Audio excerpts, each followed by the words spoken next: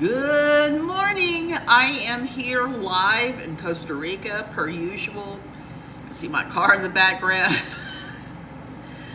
I am here in the living room because I've gotten tired of my bedroom. I'm tired of doing videos there, and this is going to be a little bit different of a video, okay? If I'm sitting on a stool for you guys, it's going to be a little bit different, okay? Okay, so there's been a lot of fallout over Shiny Happy People, and I've been surprised at the amount of fallout I have personally experienced. And watching some of my friends and some of their fallout over this deal and everything that's happened and been said and everything. So there's been quite a lot. We need to talk about that.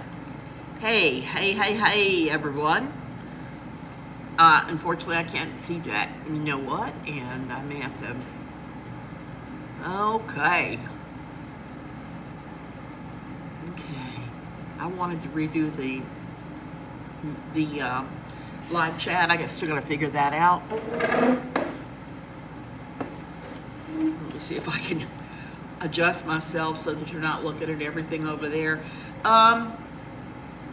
It has been a hot mess of a week for me. They did finally find my suitcase, so I'm going to get clothing again.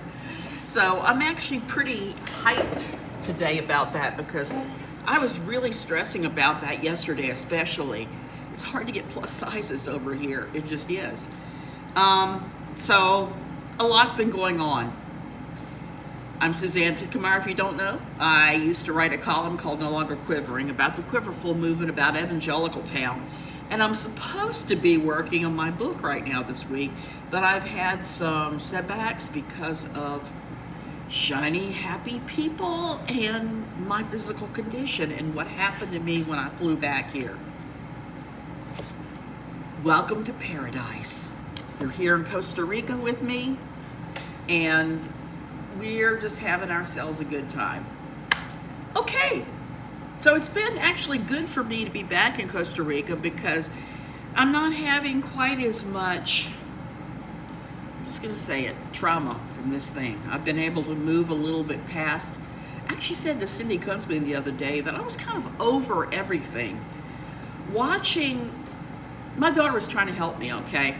Watching Shiny Happy People with her around was a difficult experience because I love her and I don't want to have to be ranting and saying tons of obscene things around my child. But so the first couple of episodes were very difficult to watch, even if she was wonderful and said, "Here, Mom, here's some Junior Mints, here's some popcorn, let's some Diet Coke, let's do this thing." And she was doing yoga while I was watching it and just like trying to be mild in my reactions instead of all the MFers and various other nasty things I wanted to say. And I wanted to say, man, a whole pile of nasty things while I was watching this thing. Later, I snuck away and rewatched the 2 episodes. I'm sorry, the stool is like the most uncomfortable thing on the planet. I rewatched the first 2 episodes and I watched the other 2, the last 2. My husband watched the last 2 with me, so I did not have to restrain myself. I could say all the obscenities I wanted around that man because he gets it. He gets why I'm upset. He understands the awfulness of this thing for me. So, that it was a really hard thing to watch, even as there was no information, no new information in it for me. I watched it. It triggered me so badly that I'm just now starting to come out of it. I made a decision. I'm not watching season 2 of this thing. I'm not watching the new documentary coming out. I'm just not going there, okay? I'm going to continue to show up on Tuesdays and talk about the issues surrounding Evangelical Town. Why? Because I think it's an important conversation to have. There is so much, I'm sliding off the stupid stool like crazy. There's so many really interesting and important conversations to have. Like the whole blanket training thing that I demystified at my daughter's house with the pillows, which I had been asked to do it with little dolls or stuffed animals, and I couldn't do that. I could not mistreat a critter, even a representation of a living, breathing animal or child. I just couldn't do it. So I had to use the pillows, and even then it was kind of dicey whether I was going to get through that or not without having a breakdown. So these are the things that have triggered so many people. And I'm watching everybody online, all my friends who have lived through this lifestyle, who have had it, who've just kind of like gone into meltdown mode. So I'm going to say it was hard for anybody. At first I was upset with some of the people they used, but then when I thought about it, I had rewatched a few of the episodes, I thought, no, I understand why they went with the people they went with, because they were second generation. There were people that were born into this nonsense, raised in it, and they are the biggest victims so far. And I'm not just talking about Jill and Jessa and the assorted Duggar girls. I'm talking about all of the SGs that were raised in this thing. Because if you're a child and you have a parent treating you this way, can you imagine how effed in the brain you get? I can't.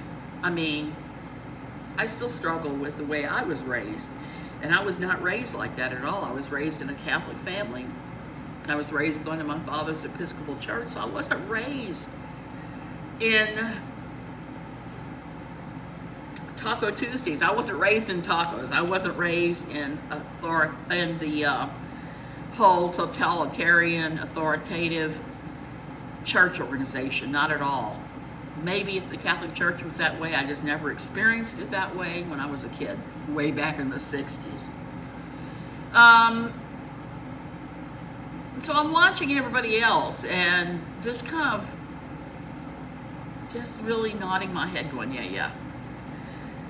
I think I'm at the end of this. I'm at the end of thinking about this, obsessing over it anymore. I can do the Tuesday videos without flipping out. But I'm all done writing about this. I'm going to release my book, and that's going to be it for me. I'm not going to write about this. I'm not going to talk about it online except for Taco Tuesdays here. I am just done with it. I'm done with religion. Well, not religion. I am done with this particular breed of toxic religion. I'm done with that. There's no going back. There's no going back ever for me. And if I do start attending church again after I've healed enough, it's going to have to be a place without people that I would call still engaged in this crap. And I know a bunch of them here that are running various non-denominational taco type churches, and I'm not interested in that. I'm never going back to that ever. The Methodist Church was a good healing place for us. I have to urge you, if you're going through this, find a good church that you can go to, that there is a supportive sort of middle of the road thing. If it could be a church that you were raised in. I know people who were raised in, and I'm not talking to the SG people. You guys have your own thing going on. You know what you need for your healing. I don't want to impede that. I don't want to be part of it. That's what you have going on. I'm talking to the mamas who were raised differently, who may have been raised in a very mainstream denomination before they spun off into this nonsense in their adult years. Find that place that has state national oversight, that is going to be a little less toxic, and go there. That's a good place to deconvert, even if you never reconvert towards anything, even if you decide this is it for you and that you're done with all of this. It's still a good place to do that. They don't have to know that you're not thinking the same way as all of them. You don't have to go back to the cult thing. You just don't. That's the cool thing about healing. You come out and the world is wide open, and you're the one that gets to decide exactly what that looks like, what your world looks like afterwards. See, for me here, it looks like art and fun and the beach. It doesn't look like Oh, I gotta go clean the pastor's house. Did happen. Oh, I gotta go decorate the church. Happened all the time. Oh, I gotta make up 10,000 cookies for some outreach. Happened. Oh, I gotta go do this outreach. Happened all the time. Oh, I gotta get ready for home group. There's a chapter in my book I wrote about being in charge of home group. My husband and I ran a home group, and every Wednesday afternoon and I knew that my husband worked in DC, so his chances of coming home in time for home group were slim and none. So the whole burden fell to me, and as women in these taco type churches, the bulk of emotional labor and actual labor falls to the ladies of the church. It just does. And the men sit around reclining, talking about the Lord, and we're running around doing 50,000 trillion different things. And every Wednesday around noon, I would start getting nervous because we had some rather squirrely individuals that were attending our home group. And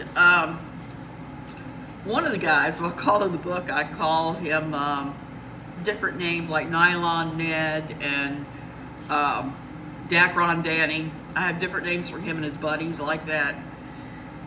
He was so problematic every single Wednesday night that around noon I would start getting nervous. I would get a tension headache. It would just be like, oh no, home group. I gotta figure out how I can survive home group and survive this guy who was just surely awful all the time. Usually about 3 o'clock I'd pop my first Xanax. And usually around 6, I'd pop another one as I was getting ready to open. Why? Because I was tasked with doing worship and all kinds of stuff with this home group. And I never knew if this Dacron Danny was going to show up with his guitar and start blaring out his song he wrote. I like Jesus, Jesus likes me. Or anything else, because he liked to come in there and try to just steamroller over my female ass, because he had completely different ideas about how things should go than I did, obviously. And he was kind of an outcast even at the church because he had some squirrely problems of his own. Like I said, he was squirrely. And happiest days of my life was when he decided he needed to go get deliverance ministry, and he went to one of these ministries that took place over many, many weeks, and he stopped showing up to home group, and I was just like, yes! Victory at last! And home group was always problematic. One guy told the 19-year-old pregnant daughter of friends of ours, who this was the first time any of us had been around this poor girl in years, that she was sinning by showing up heavily pregnant. She was showing off her pregnant self to a bunch of young girls and acting like a pregnancy was awesome, even though she wasn't married. So there was a lot of things that went down. I caught him saying nasty things to her in the kitchen area, and I had to nip that in the bud. So I got to play authoritarian on those Wednesday nights, and I didn't like it. It is not who I am. I'm not an authoritarian person. I never have been. When I was telling the tale of how awful my flight went, my second one, where they were trying to get my seat because I'm too fat, I wasn't rude to those people. I said nothing nasty to them at all. I was just as friendly and nice to them as I am anybody. That's who I am. I am not an authoritarian person. It takes a lot to make me say something nasty. And I did say something nasty the other day to the lady who was our house sitter, because I was just kind of fed up and she was pushing my boundaries yet again. And I told her off. I said, do you understand that you're pushing my boundaries and you need to stop it now? No. It takes a lot to get me to that point. But home group almost always pushed me close to that edge.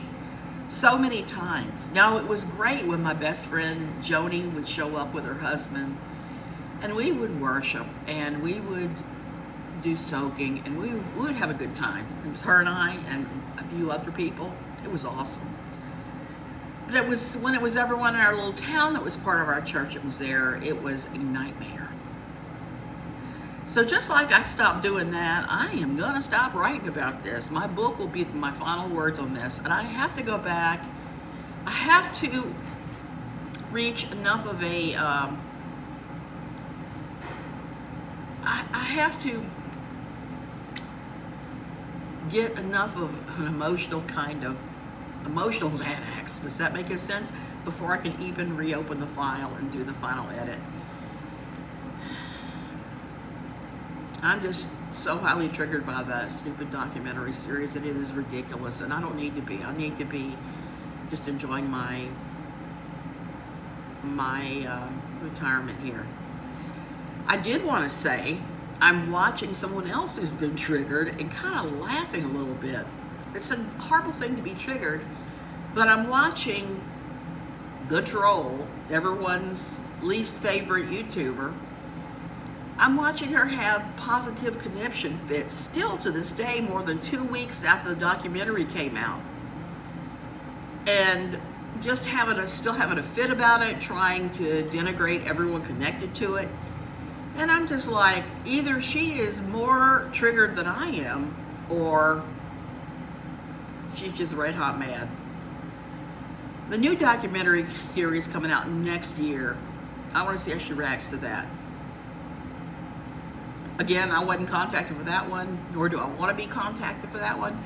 I just want to breathe in, breathe out, move on. 17 years ago, I left my old church. And I'm just now getting to the point where I can just breathe in, breathe out, move on. And that's where I am with this. I've done pretty much as much healing as one can do. One's always going to be triggered by these stupid things. And that's just kind of the way it is. Love you guys. I need to go. I know I'm kind of an idiot with this, with my, but I think maybe I have figured it out. You guys have a great day. Okay.